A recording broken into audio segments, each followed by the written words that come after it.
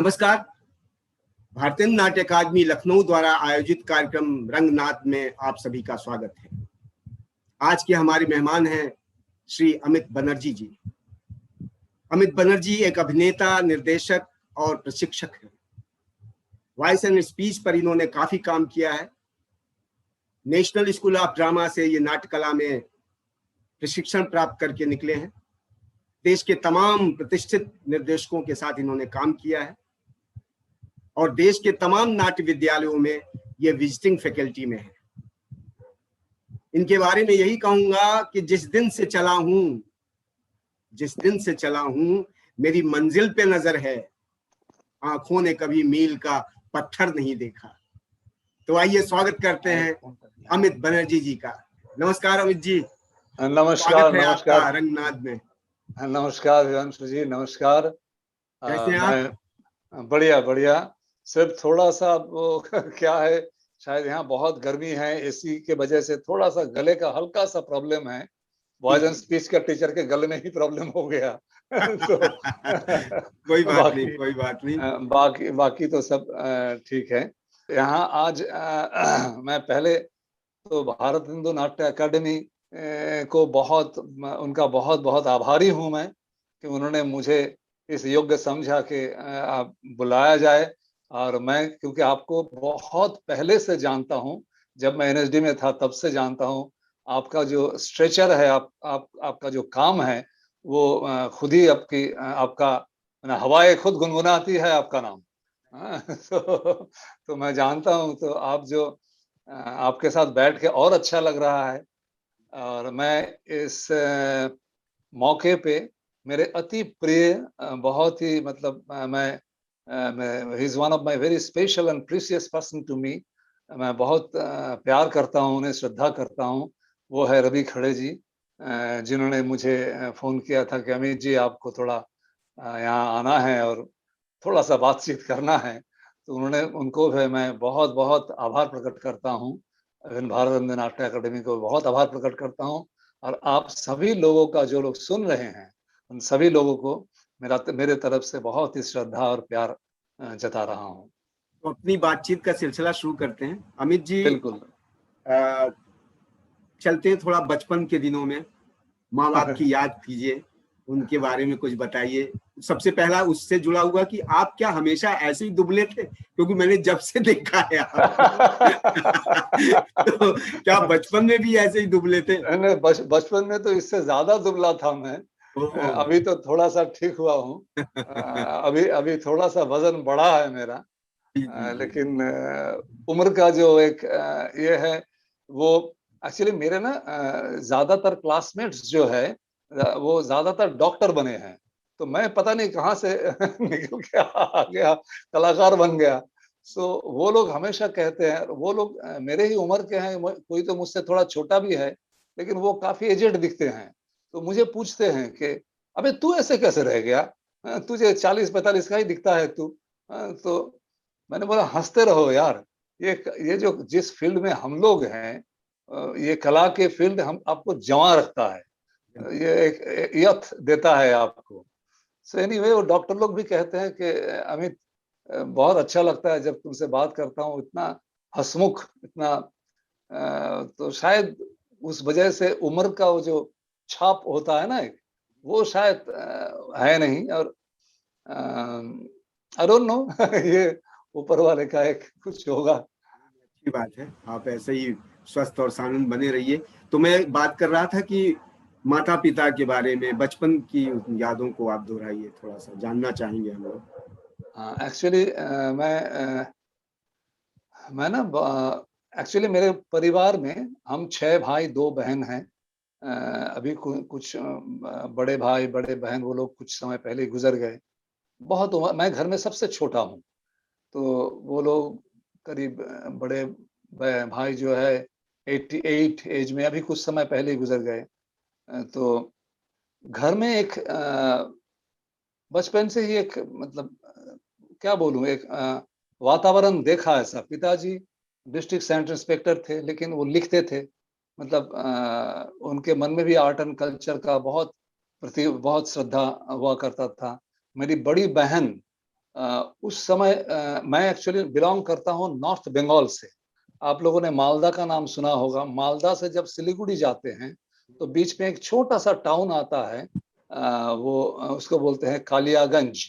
तो वहीं पे मेरा जन्म, वहीं पे मेरा पढ़ाई लिखाई, छोटा सा एक टाउन है। मतलब मेरे घर से 7-8 किलोमीटर दूर ही बांग्लादेश बॉर्डर है।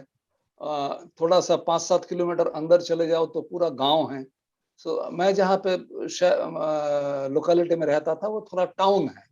सो अभी तो वो बहुत अच्छा खासा बढ़ चुका है, लेकिन मेरा बचपन जो गुजरा है वो एक ऐसा परिमंडल में गुजरा है कि मेरी बड़ी बहन तब तब नाटक करती थी जब मतलब पुरुषों ने अब लड़कियों का रोल किया करता था। तो मेरे पिताजी ने बोला नहीं तू कर ले। तो मेरे हमारे जो उत्तर दिनाजपुर डिस्ट्रिक्ट है, उस डिस्ट्रिक्ट में मेरी बड़ी बहन मीना चक्रवर्ती, वो पहली लेडी थी जिन्होंने एक लड़की होकर लड़की की भूमिका निभाई थी। तो भाई एक बहन है जो सितार बजाती थी, बैडमिंटन चैंपियन थी, भाई लोग भी नाटक करते थे, पिताजी भी एक समय यात्रा वगैरह करते थे। तो एक परिवेश देखा घर में, गाना बजाना ये सब, पता नहीं वहीं से आया होगा। मैं बहुत ही बचपन में, मतलब मुझे याद नहीं पहला नाटक कब किया था, ये तो मुझे आज याद नहीं है, लेकिन मुझे जो याद है वो तब मैं शायद 10-12 साल का रहूंगा। उस समय एक नाटक किया था हम बच्चों ने मिलके, अरुण वरुण किरणमाला, बंगाली में। सो वो बड़ा हिट नाटक हुआ था। तो लोग बहुत अच्छा तारीफ वारीफ किया था। तो तारीफ सुनने में हर एक, तो बच्चा भी था, अच्छा लगता था। अरे अरे बहुत अच्छा किया, बहुत अच्छा किया। तो उसके बाद तो फिर पढ़ाई लिखाई शुरू हुआ, और मैं पढ़ाई लिखाई में हमेशा थोड़ा अच्छा ही था। लेकिन बच गांव का लाइफ जैसा होता है, मतलब खेल कूद, मतलब स्विमिंग, नदी में नहाने जाना, पेड़ पे चढ़ना, टिपिकल टिपिकल गांव का जो बच्चा होता है, मैं उस जैसा ही था। थोड़ा बंगाली में बोलते हैं डान पीटे, मतलब थोड़ा सा वो नॉटी नॉटी किस्म का बच्चा था। तो अभी जो मेरे भाई के दो, दोस्त लोग देखते हैं मुझे तो बोलते हैं कि जो दस्यु रत्नाकर तो वाल्मीकि बन गया। तो वो ये शायद नाटक के वजह से ही हुआ सब कुछ। तो नाटक बचपन में से मतलब एक शरारती बच्चे की को गंभीर बना दिया नाटकों ने। बिल्कुल बिल्कुल। तो फिर वहां पे ना मेरा एक दोस्त था। रिसिटेशन, कविता, बंगाल का एक खास चीज है। ये आवृत्ति बोलते हैं, कविता बोलना, रिसिटेशन। इसका ये एक कला ही माना जाता है यहाँ पे। तो बचपन से मैंने वो सीखा। थोड़ा बहुत ऐसे ही गाना गाता था, सीखा नहीं कहीं पे भी, लेकिन ऐसे ही गाना गाता था। तो बचपन से कान जो है, मैं कानसेन था, मतलब कान तैयार हो गया था। ये सब सुन सुन के म्यूजिक, घर में म्यूजिक, फिर गाना, ये सब सुन सुन के कान तैयार हो गया था। सो जब मैं थोड़ा बड़ा हुआ, बड़ा क्या, जब आई थिंक 15-16-17 साल का हुआ, तब यहाँ पे मेरा दोस्त था, वो मुझे जबरदस्ती ले गया, चल तू नाटक करना शुरू कर। तो एक ग्रुप था जहाँ पे जात्रिक नाट्य गोष्ठी, वो वहाँ पे मैं ज्वाइन किया। और काफी लंबे समय तक मैं आई थिंक वहाँ पे, अगर मैं 15 साल तक, हाँ 8-10 साल तो वहाँ पे उस ग्रुप में रहा। मतलब ग्रुप थिएटर बोलते हैं ना, वहाँ पे मैंने वो काम किया। फिर धीरे धीरे वहाँ पे काम करते करते लोगों को अच्छा लगने लगा, छोटा सा जगह परिचिति बढ़ने लगा। सो अच्छा भी लगता था, लोग बोलते हैं देखो देखो कितना अच्छा, अच्छा ये वही लड़का है ना जो नाटक करता है। तो एक जो पहचान की एक नशा है, वो धीरे धीरे कहीं दिमाग में चढ़ रहा था। तो अच्छा लगता था काम करना नाटक में। सो शायद इसका शुरुआत वहीं से हुआ था। फिर एक दिन मेरे भाई लोग जो है वो शौकिया थिएटर करते थे, जो बैंक वगैरह में काम करते हैं, तो अच्छे अच्छे नौकरी करते हैं, ऑफ टाइम में साल में 1 या 2 नाटक करते हैं। तो मैंने उसी समय कुछ समय के लिए मैंने इलेक्ट्रिसिटी बोर्ड में जॉब किया था, तो लेकिन अच्छा नहीं लगता था। मतलब वो सवेरे 10 से 5 का काम, 10 से 6 बजे तक रोज़ जाओ और वो काम करो और आओ। I was getting bore and bore and bore. So मैंने तभी ठान लिया कि मुझे कुछ और करना है। तो एक्चुअली मुझे नेशनल स्कूल ऑफ ड्रामा का पता नहीं था। मैंने पूना फ़िल्म इंस्टीट्यूट में अप्लाई किया था। तो वहाँ से मेरे पास चिट्ठी आया। एक्चुअली पूना फ़िल्म इंस्टीट्यूट में मेरे पिताजी की जो छोटी बहन है, वो अभी भी दिल्ली में ही वो लोग रहते हैं, ग्रेटर कैलाश में। सो क्या बोलते हैं, बुआ। सो वो बुआ की जो छोटा लड़का है, वो फ़िल्म इंस्टीट्यूट का ग्रेजुएट था। जया बच्चन का ग्रुप था वो, बैच। सो उसने उसने मुझे बोला कि अरे दिल्ली में भी तो एक स्कूल है ड्रामा का। और मुझे पूना से भी लेटर आया कि हमारे यहाँ पे अभी एक्टिंग कोर्स नहीं है, आप एनएसडी में पता कीजिए। तो मैंने एनएसडी में पता किया, फॉर्म मंगवाया, इंटरव्यू दिया।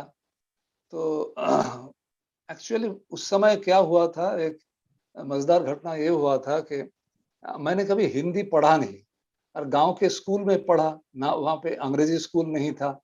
तो हिंदी का ह नहीं मालूम, अंग्रेजी का ई नहीं मालूम, अंग्रेजी में बात नहीं कर सकता था। लेकिन हाँ, लिखना-पढ़ना वो आता था, लेकिन अंग्रेजी लिखना और अंग्रेजी में बात करना दोनों अलग चीज़ है। सो मैं जब इंटरव्यू देने आया, तो तब फर्स्ट 84 बैच, मतलब मैंने फर्स्ट ईयर में आया था। तो उसी से 84 में ही मोहन महर्षि जी वो पहला डायरेक्टर बने। तो वो आज भी बोलते हैं कि हमारा पहला बच्चा है ये। सो मतलब we are the first child of mister Mohan Maharshi. So I don't know, मतलब कैसे मेरा सिलेक्शन हुआ मैं तो बता नहीं सकता। ये नांदीकार में हुआ था, श्याम बाजार में नांदीकार के ऑफिस में हुआ था। रुद्रदा, मोहन महर्षि और दिल्ली से कई लोग आए थे। तो मतलब उस समय हिंदी तो मेरा माशाअल्लाह, नाम क्या है, अमित बैनर्जी। पता नहीं क्या करता है, क्या खाता है, मैंने पूरा बंगला में ही हिंदी बोलता था मैं। सो एनीवे, लेकिन वहाँ जाने से पहले इंटरव्यू में क्या-क्या होता है ये थोड़ा पता किया था मैंने। तो वहाँ से थोड़ा-सा मैं वो फ़ोक डांस वग़ैरह और गाना गाता था। तो गाना ये सब सुन के उनको लगा होगा कि बच्चे में थोड़ा-सा, और मुझे आज भी ऐसा ही लगता है कि मैंने वो आज भी याद है मुझे। वो पूर्णदास बाउल का एक गाना है, गोले माले पीड़ित कोरोना। तो वो गाना मैंने गाया था। और मेरे क्योंकि बचपन से थोड़ा-सा शरारती था, वो जो गाना है, मैं इम्प्रोवाइज़ करना मुझे हमेशा अच्छा लगता है। वो गाना शुरू होता है, गोले माले पीड़ित कोरोना, ओ पीरिति काठाले रे आठा भोला मोन। तो मैंने शुरू किया भोला मोन,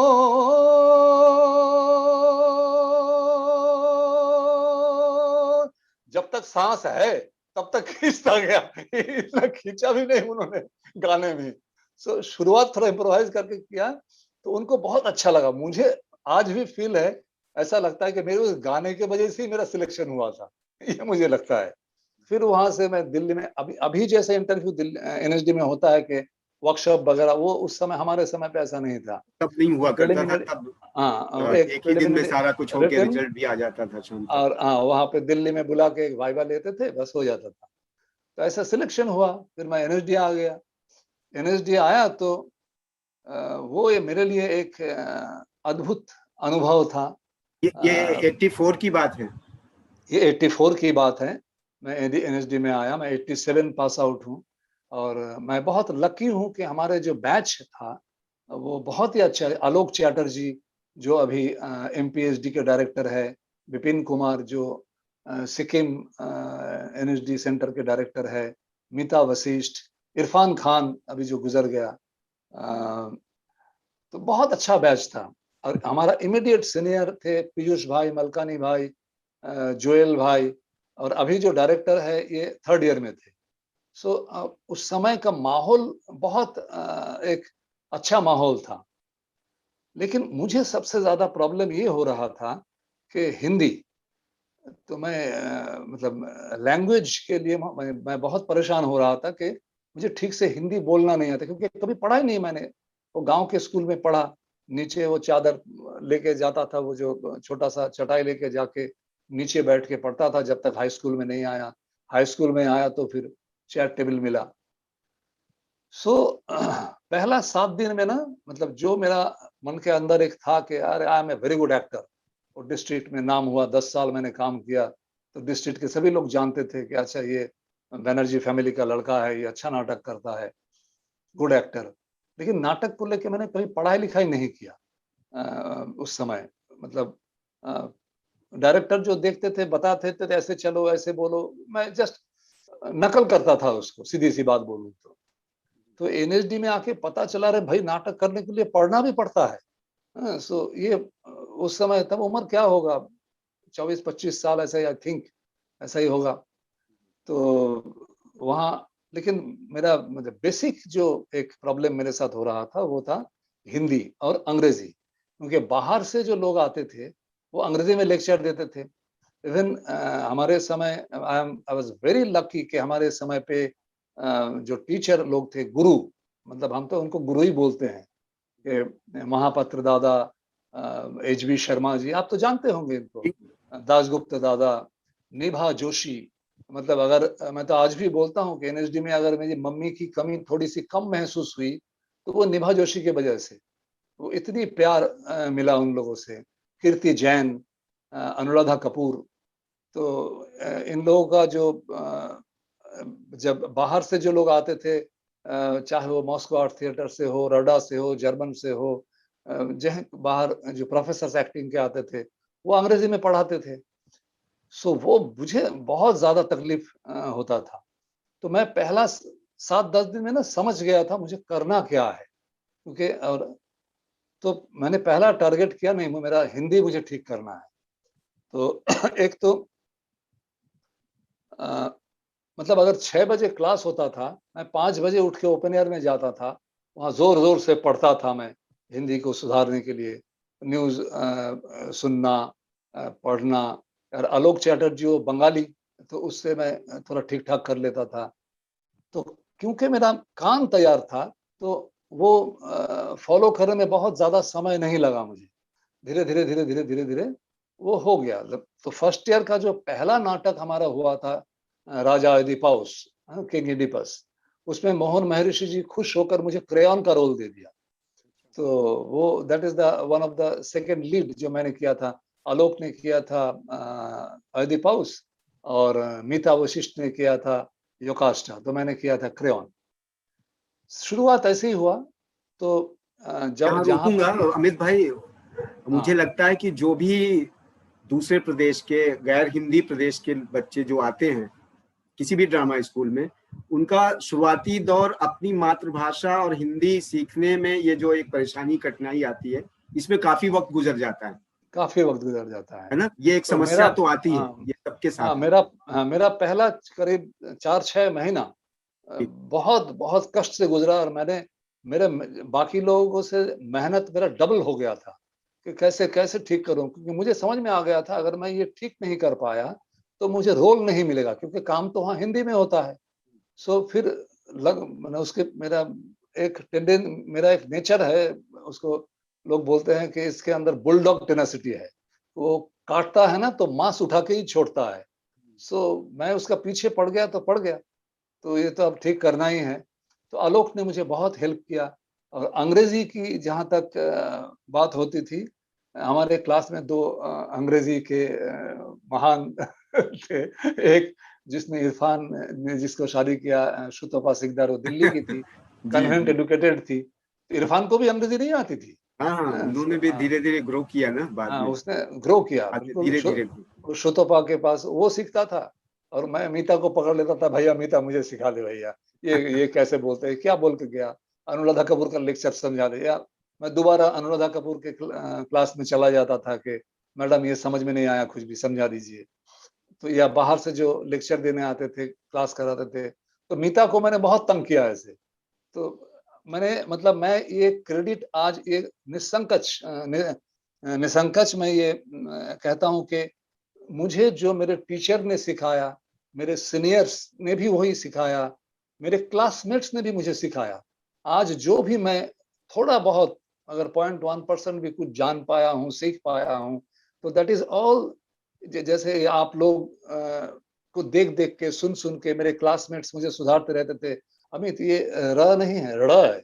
अमित ये स नहीं है, श है।" सो ये जो डिफरेंसेस है बताते रहते थे। लेकिन हाँ, मेरा दिमाग बहुत शार्प था, कान बहुत तैयार था, कानसेन था मैं। सो वो फटाफट हो जाता था। तो फिर तो धीरे-धीरे वो हिंदी भी काबू में आ गए। आज आज के डेट पे तो मैं कई हिंदी वालों का हिंदी सुधार देता हूँ।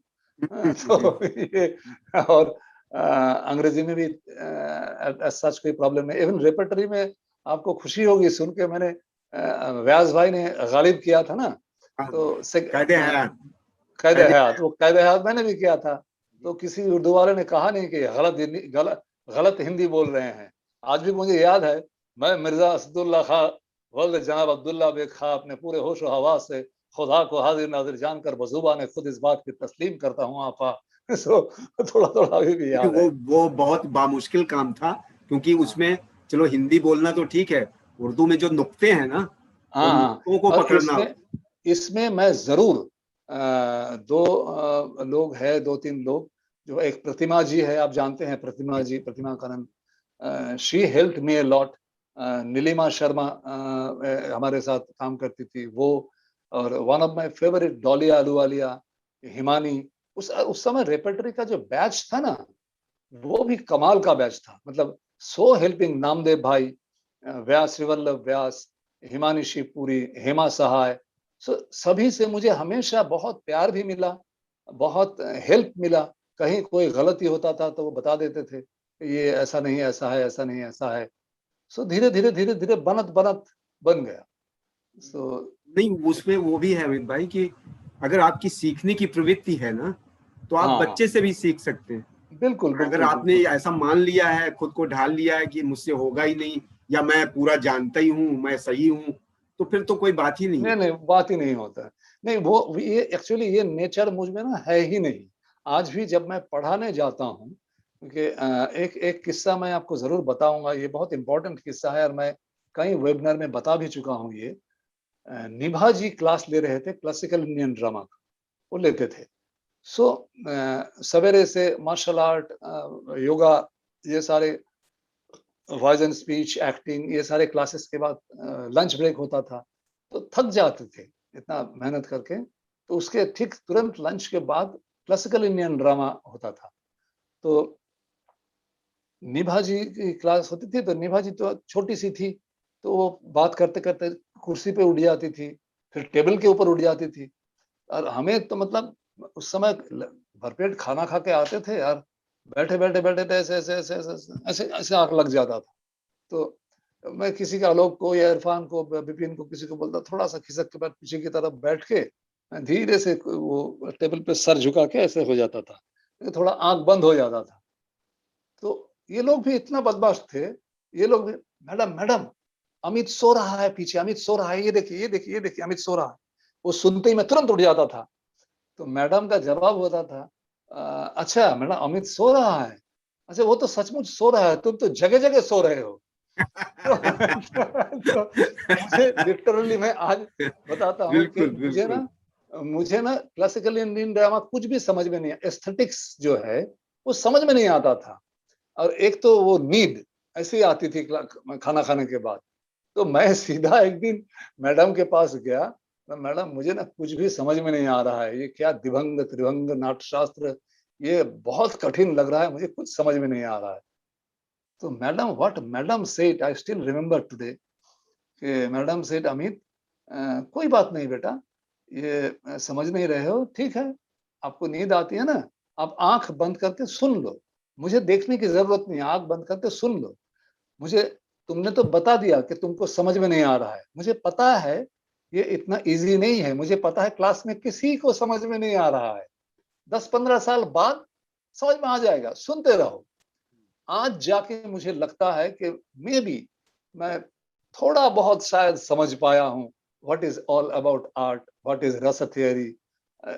मतलब मैं तो ये दावा नहीं कर सकता मैं पूरा समझ गया हूँ, लेकिन हाँ पहले जो दिखता ही नहीं था, समझ में नहीं आता था, मे बी आज मैं थोड़ा सा धुंधला सा दिखता है, maybe I can smell it, थोड़ा सा समझ में आता है। जी, उसका वही फर्क है कि तब वो एक सैद्धांतिक रूप में दिखाई देता था, आज व्यवहारिक हाँ रूप में दिख रहा है। अब दिखाई था आपके पास अनुभव आ गया है, प्रैक्टिकल आ बिल्कुल। गया है, तो इसलिए हाँ वो समझ की आसानी हो तो गई। वही वही मैडम ने बोला कि सुनते रहो, 10-15 साल बाद समझ में आ जाएगा। मतलब you have to be mature enough to understand what I am saying. It's not an easy job. It's not 2 and 2 plus 4. It's there is something माने कला इतना इजी चीज नहीं है।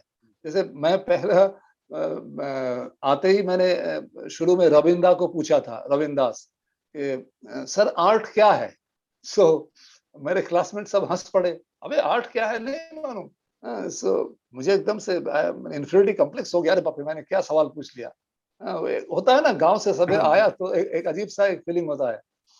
तो रविंदा ने बोला कि नहीं नहीं अच्छा आलोक तुम बताओ। तो आलोक ने उसका डेफिनेशन बता दिया, क्योंकि हमारे ग्रुप में आलोक ने सबसे ज्यादा काम करके आए थे। मतलब जिनके नाम हम सुनते थे, बंसी भाई या बाबा बाबा मतलब करण जी, इन लोगों के साथ वो काम करके भोपाल रंग मंडल से एनएसडी आया था। So we used to look up to him, तो वो अच्छा है। सो उसने वो डेफिनेशन बता दिया। तो रविंदा ने बोला बेटा ये तो डेफिनेशन है, तो 2 महीने में जब वो पढ़ेगा वो अमित भी सीख लेगा। He is trying to understand what is all about art, what is art, he is trying to understand it. तो मुझे लगा हाँ यार अपमान से बच गया। ये होता है गुरु। मतलब मैं इसलिए बोलता हूँ कि ये लोग गुरु लोग हैं। तो ये मेरा जो समय था, आई चेरिश दैट पीरियड। आप लोगों को देखा श्री राम सेंटर में काम करते हुए, रेगुलर बेसिस पर काम था ये। हमारा क्लास के बाद आप लोगों का नाटक देखने जाया करते थे श्री राम सेंटर में। इधर संगीत नाटक एकेडमी में कुछ ना कुछ लगा, लोक उत्सव चलता ही रहता था। कमानी में, श्री राम सेंटर में कहीं पे भीमसेन जोशी, तो कहीं पे कुमार गंधर्व, तो कहीं पे रविशंकर जी, और फ्री जहाँ पे 2-2 हजार का टिकट होता था। तो हम तो अपना एनर्जी का कार्ड लेके घुस जाते थे, मंच पे बैठ के ही देख लेते थे। तो 11 साल आई वॉज इन दिल्ली। तो मैं बोलता हूँ कि आज जो मैं खा रहा हूँ ना, ये उस 11 साल का देन है। जो आज मैं 2 रोटी खाता हूँ, वो 11 साल का देन है। ये आप सभी लोग इंक्लूडिंग यू, आप सभी लोगों का ये एक मुझ पर क्या बताऊं, एक मेहरबानी है, दया। मतलब मैं हाथ जोड़ के इन चीजों को स्वीकारता हूँ, हाथ जोड़ के। अमित भाई, ये जो आपने 11 साल का वक्फा बताया कि दिल्ली में, मुझे याद है कि मतलब वो रिपेट्री का पीरियड, मुझे हाँ लगता हाँ है कि वो जो एनएसडी रिपेट्री का पीरियड था, वो एक गोल्डन पीरियड था। मैं बिल्कुल उसको डिनाई नहीं कर सकता, क्योंकि बिल्कुल। उसके बाद के भी लोगों को मैंने देखा, लेकिन जो आप लोगों का पीरियड था ना, वो एक गोल्डन पीरियड था। एक से एक बढ़ के कलाकार, एक से एक बढ़ के एक्टर्स, और जो जिस तरह के नाटक हुए थे। तो हाँ मैं हाँ चाहूंगा कि उस रिपेट्री के दिनों की थोड़ी याद आप करें, बताएं कुछ वहां के अनुभव का, कुछ ऐसा किस्सा, हाँ कोई ऐसी जरूर बात। जरूर बताऊंगा। जब स्कूल में एक ये बहुत एक अच्छी बात हमारे साथ बैच के साथ होता था कि हमारे बैच में ना वी जैसे आज इरफान नहीं है आज हमारे बीच, उसने बहुत बड़ा नाम कमाया है। तो वो जो स्कूल के दिन थे ना, वी ऑल, हम सब एक साथ, we all are growing together, grooming together, एक साथ सब बढ़ रहे थे आगे। सो इधर आलोक, इधर मैं, इरफान, मीता, सब विपिन से लेके इदरीस, सब एक साथ कुछ ना कुछ होता था, डिस्कशन होता था रात रात भर। कहीं पे अटक जाते थे तो सीनियर लोगों के पास चला जाता था, मलकानी भाई ये क्या है, पीयूष भाई ये ना ये म्यूजिक समझ में नहीं आ रहा है। अबे कैसे समझ में नहीं आ रहा है? वो क्या उन्होंने उप्रेती जी ने सिखाया है, वो समझ में नहीं आ रहा है। अबे ऐसे नहीं है, उन्होंने बता दिया। सो वो जो माहौल हुआ करता था हॉस्टल का, वो अद्भुत था वो। और मतलब यही से जब शुरू में आया था, यही सीनियर लोग से इतना डरता था। शुरू के जो रैगिंग पीरियड होता है थोड़ा बहुत, हमारा रैगिंग भी बिल्कुल वो इंजीनियरिंग कॉलेज जैसा तो था नहीं वो, अद्भुत क्रिएटिव रैगिंग था वो। तो और उन्हीं लोगों को देखा जब मैं बीमार पड़ा, वो कोई सीनियर आके मेरा पैर दबा रहा है, सर दबा रहा है, जब बीमार हुआ, मलेरिया, खूब मलेरिया होता था वहां पे हॉस्टल में। So that was a fantastic time. तो स्कूल के बाद कुछ लोग बॉम्बे चले गए। मैं खुद को थोड़ा सा और कमी महसूस हो रहा था मुझ में कि थोड़ा सा और काम करना चाहता हूँ। तो मैंने रेपेटरी में 1 साल वो जो रिसर्च वर्क करते हैं ना, फेलोशिप करते हैं, तो रेपेटरी में अप्लाई किया। उस समय रतन दा थे, तो उन्होंने मुझे रेपेटरी में लिया। तो शाहजी का पहला प्ले रेपेटरी में हम लोगों ने किया, मशहरी की हूर। सो उसमें हम भाला पकड़ के खड़े होते थे, मैं, अशोक, विपिन, ये सब लोग जो ज्वाइन किए थे। मतलब कोई डायलॉग वायलॉग नहीं था, बीच बीच में आते, महाराज, बस भाला पकड़ के खड़े हो जाते थे, जाओ उसको पकड़ के लाओ। तो वहां पे जो नामदेव भाई का जो डायलॉग, व्यास भाई का डायलॉग, हेमा जी का डायलॉग, ये सब हमको जबानी याद हो गया था। उनसे पहले आके हम वो डायलॉग प्रैक्टिस करते थे। जैसे मुझे आज भी मैं बता सकता हूँ, पूरा तो याद नहीं है वो, ताकि हमारा जुबान ठीक हो। वो मशरक़ी हुर का जो डायलॉग है, नामदेव भाई का होता था, वो क्या, फारसी स्टाइल में रहा होगा ना। बुलाओ उस पाजी कैदी को अपनी किस्मत की नविश्ता सुनने के लिए हमारे सामने बुलाओ। संग दिल पानी हुआ करते हैं जिसके सामने, शेर दिल बकरी बना करते हैं जिसके सामने, सरकशों के सर झुका करते हैं जिसके सामने, उसके महलों में घुसे ये हौसला बदकार का, तोड़ दूंगा ठोकरों से सर में ना हंजार का। सो वो ओपन एयर में पूरा वो प्रैक्टिस चलता था। तो धीरे धीरे धीरे धीरे धीरे जबां पे भी एक तलफ़ुज़ और लहजे पे भी कंट्रोल आ गया। एक चीज मैं जरूर बताऊंगा, क्योंकि voice and speech and acting में आजकल पढ़ाता हूँ, कई जगह पे एनएसडी में पढ़ाता हूँ, एनएसडी के चारों सेंटर, सिक्किम, मध्य प्रदेश, जगह बॉम्बे यूनिवर्सिटी, यहाँ पे सत्यजीत राय फिल्म इंस्टीट्यूट। अभी तो मैंने इतने सालों में धीरे धीरे धीरे धीरे एक मैं उस चीज पे आता हूँ थोड़ी देर में, डेवलप किया है चीजों को। लेकिन उस समय मुझे ये हमेशा लगता था कि एप्लीकेशन क्या होता है। मतलब मैंने वॉइस टीचर आया, म्यूजिक टीचर आया, तो उन्होंने सा सा रे ग म प ध नि सा नि ध प म ग रे सा, या सा रे सा रे ग रे सा, सब सिखाए। नाटक के गाना सीखे, या वॉइस स्पीच ट्रेनिंग में पेंटिंग करवाए, ह ह ह, वो अलग अलग रेजोनेंस पे काम करवाए। सो मुझे हमेशा ये एक चीज लगता था, ये अलग अलग जो क्लास होता था, ये एप्लीकेशन कैसे होगा, इसका एप्लीकेशन क्या है। स्टेनिस्लावस की थ्योरी पढ़ लिया, घंटा समझ में नहीं आया कुछ भी, सच बता रहा हूं मैं आपको, ये कुछ समझ में नहीं आया। वो उसका वो जो 3-4 किताब है मैंने सब पढ़ लिया, मेरे पास भी है। वो स्कूल लाइफ में पढ़ा मैंने, कुछ समझ में नहीं आया। मतलब तब समझ में आया मुझे, आई नीड ए गुरु, कि अगर किताब पढ़ के ही कोई एक्टर बन सकता है, तो फिर तो वो स्टेनिस्लावस की पढ़ लेगा, हो जाएगा। आज जब मैं पढ़ाने जाता हूँ, तो एक तो उनका नाम सुन के ही ना डर लगता था, सेर्गेविच कंस्टांटिन स्टेनिस्लावस्की। अरे बाप रे, ये सुन के लगता है बाप रे क्या है, बाप रे, डरावनी है। मैं बच्चों को बोलता हूँ, रशिया में एक बुढ़ऊ था, वो जिंदगी भर काम किया, तो उसने ये सोचा, तो उसका ऐसा ऐसा इस तरीके से काम करते हैं। तो उनको मेरा पढ़ाने का जो तरीका है, वो बिल्कुल मैं मस्ती और मजाक में होता है, क्योंकि हम अल्टीमेटली क्या बोलते हैं, चलो एक प्ले करते हैं, PLAY प्ले, माने खेल कूद, खेलना। सो पता नहीं मुझे जब जब ये मैंने एक्सपीरियंस किया कि जब कोई पढ़ाने आते थे, या कई टीचर, मैं नाम पे नहीं जाऊंगा अभी, कई टीचर आते थे तो डर लगता था। जैसे मैं स्कूल में जब पढ़ता था, मेरा मेरा ना भूगोल का ज्ञान बहुत कम है मेरा आज के डेट पे भी। मतलब टैक्सी में या ऑटो में मैं जाता हूँ, मैं राइट को दिखाता हूँ, भैया लेफ्ट को चलो, लेफ्ट को चलो, और राइट हैंड से दिखा रहा हूँ। सो मेरा दिख गड़बड़ हो जाता है। सो वो उसके लिए जिम्मेदार है मेरे हाई स्कूल के जो भूगोल टीचर था, वो इतना ठुकाई करते थे, इतना पीटते थे, क्लास में जाने से पहले डर लग जाता था, यार अब तो पीटेंगे, अब तो पीटेंगे, मतलब मार खाऊंगा आज मैं। सो वो जो डर बैठ गया था, जिस वजह से आज तक मैं ये भुगत रहा हूँ, आज तक कभी कभी अब बहुत मतलब कॉमेडी हो जाता है मेरे साथ कभी कभी। सो तो मैंने ये ठान लिया, हालांकि मैं कभी टीचिंग करूंगा ये मैंने सोचा भी नहीं था। तो ये एक्चुअली अनुराधा कपूर और कीर्ति जैन ये सब लोगों ने हमें जाओ पढ़ाने जाओ पढ़ाने जाओ। मतलब मैडम मैं तो एक्टर हूं, मैं पढ़ा नहीं सकता।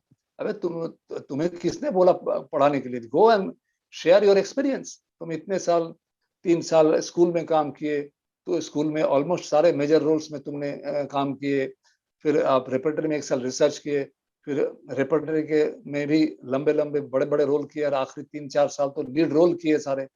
सो go and share your experience. आप हिंदुस्तान के सब बड़े बड़े डायरेक्टर के साथ काम कर चुके हैं, हबीब तनवीर से लेके रतन श्याम से लेके बंसी भाई, इनके रैना, हर एक के साथ, मोहन महर्षि, भानु भारती, हुज हु सबके साथ काम कर चुका हूँ। बंगाल में उत्पल दत्त, शंभू मित्रा, हर एक के साथ, बादल सरकार, प्रबीर दा। तो एक तभी मैं ये सोच लिया था कि मेरा पढ़ाने का तरीका ऐसा होना चाहिए कि लोग डरे ना, क्योंकि ये प्ले है, PLAY प्ले। क्योंकि मैं देखता था जब मेरे घर के सामने यहाँ पे एक मैदान है, दरवाजा खोलो सामने मैदान दिखता है, तो बच्चे खेलते हैं। अरे क्या एनर्जी है! जो फुटबॉल खेलते हैं, क्रिकेट खेलते हैं, इवन मैं भी बचपन में फुटबॉल क्रिकेट जब खेलता था, एक अलग एनर्जी होता है, अलग। अरे चल, अरे अरे यहाँ क्या क्या, इधर इधर वो, एक अलग किस्म का एनर्जी थ्रो करते हैं हम। प्ले में वो क्यों नहीं होता है? वो अजीब सा, जब भी कोई डायलॉग मिलता है, आज तक मैं आज तो मैं कहीं कमेटी का भी मेंबर हूँ, मतलब इंटरव्यू कमेटी का भी मेंबर हूँ, बोर्ड में बैठता हूँ। तो पिछले कई साल से तुगलक का स्पीच दिया जाता था, उमंग भरी उम्र है। सो जो भी आता था, पता नहीं आया नॉर्मल, हाँ बेटा क्या बोलोगे? सर तुगलक, चलो बेटा शुरू करो। तो शुरू करो बोलने के बाद वो चेंज हो जाता था, ऐसे खड़े हो गए, गले का आवाज चेंज हो गया, उमंग बड़ी उम्र है, पूरे आलम को फतह करने के बाद ख्वाब देखने की उम्र है। मैंने बोला भैया तू ये क्या कर रहा है? तो अचानक चेंज कैसे हो गया तू? सो उसको अजीब किस्म का टेंशन डेवलप होता है उनके मन में। तो मैं जब पढ़ाता हूँ बच्चों को बहुत मस्ती के साथ, मजाक के साथ, ताकि उनको लगे कि हाँ हम कुछ खेल रहे हैं। तो खेल कूद के थ्रू जो दिमाग में आता है वो टेंशन से नहीं आता है। मैं आज भी सोचता हूँ, अगर क्लास में 25 बच्चे हैं, हर कोई, हर एक बच्चा, हर एक इंडिविजुअल, ये थिएटर है। हर एक इंडिविजुअल, एक कोई चंडीगढ़ की एक लड़की और जो मणिपुर से आई एक लड़की, दोनों में जमीन आसमान का अंतर होता है ना? बॉम्बे से आया हुआ एक लड़का और मेरे जैसा गांव से आया हुआ एक लड़का में जमीन आसमान का अंतर होता है सोच में। और ईच एंड एवरी मैंने इंडिविजुअल, ये socio economical background, family background, आपका कल्चरल बैकग्राउंड, डीएनए, सब बहुत कुछ मायने रखता है कि वो आपको जो ग्रूम करता है। धीरे धीरे धीरे धीरे आप बड़े होते हैं, क्या क्या लेके आप बड़े होते हैं। सो वो एक मेंटल ब्लॉक कहीं ना कहीं आज के डेट पे भी कोई रशियन में अब रशिया में जाए, या मैं मॉरिशस गया था, मॉरिशस में वो क्रेओल में बात करते हैं। वो अगर अंग्रेजी नहीं जानते हैं तो उनको कोई शर्म नहीं होता। रशियन लोग तो अंग्रेजी में बात ही नहीं करेंगे, वो रशियन में बात करेंगे। आपको समझना है तो इंटरप्रेटर रख लो। सो हमारे सामने कोई अंग्रेजी 2 शब्द बोल दे, हम समझते अरे बाप रे, ये अंग्रेजी में बात कर रहे हैं, पंडित आदमी है। मतलब अंग्रेजी जानना, my mother tongue is Hindi, mother tongue is Bengali, और मेरा नेशनल लैंग्वेज हिंदी है। हिंदी ना जानना वो मैं मान सकता हूँ। अंग्रेजी ना जानने में जो इन्फीरियरिटी होता है वो मैं हर एक को बोलता हूँ कि नहीं, आप अंग्रेजी नहीं जानते हो तो गुनाह नहीं किया है आपने। सो ये एक 200 साल का जो एक है वो बैठा हुआ है दिमाग में। कोई वो एक तरह की हीनता ना सबके दिलो दिमाग में आ जाती, जो अंग्रेजी बैठा हुआ है, आते, उससे तो उनके व्यक्तित्व पे बहुत बड़ा असर आता है। बिल्कुल बिल्कुल बिल्कुल। तो मैं तो उनको बोल के सुनाता हूँ कि देख बेटा, मैं अंग्रेजी बोल रहा हूँ, सुन ले। मैं ओथेलो का स्पीच बोल के सुनाऊंगा, कोई तुझे सुनाई देगा कि वो ब्रिटिश ही बोल रहा है। सो वो, क्योंकि आई हैव अचीव्ड इट धीरे धीरे, कैसे सुन सुन के। तो if I can do it, दुनिया का कोई आदमी कर सकता है। सिर्फ आपको लगन चाहिए, प्रैक्टिस प्रैक्टिस एंड प्रैक्टिस, बनत बनत बन जाए। ये मैंने धीरे धीरे हो जाता है। तो दीज आर सम मेथड। जो क्लास में 25 बच्चे होते हैं तो मेरा टारगेट होता है, कई बच्चा 2 दिन में सीख जाता है, कई बच्चा 10 दिन में भी नहीं सीख रहा है। तो कई मतलब आई एम सॉरी टू से कई टीचर को देखा मैंने, अबे ये नहीं कर पा रहा है, डांट देते हैं। इतना सा तो बात है, अरे कैसा एडमिशन हो गया तेरा, हाँ ये कौन सी बात हुआ। मुझे बड़ा दुख होता है कि वो बच्चा ट्राई कर रहा है, हो जाएगा। मैं तो चैलेंज करता हूं कि मुझे कोई भी बच्चा दे दो, ठीक है, कोई 7 दिन में करवाया, मैं 15 दिन समय लूंगा, होगा जरूर, 100% होगा।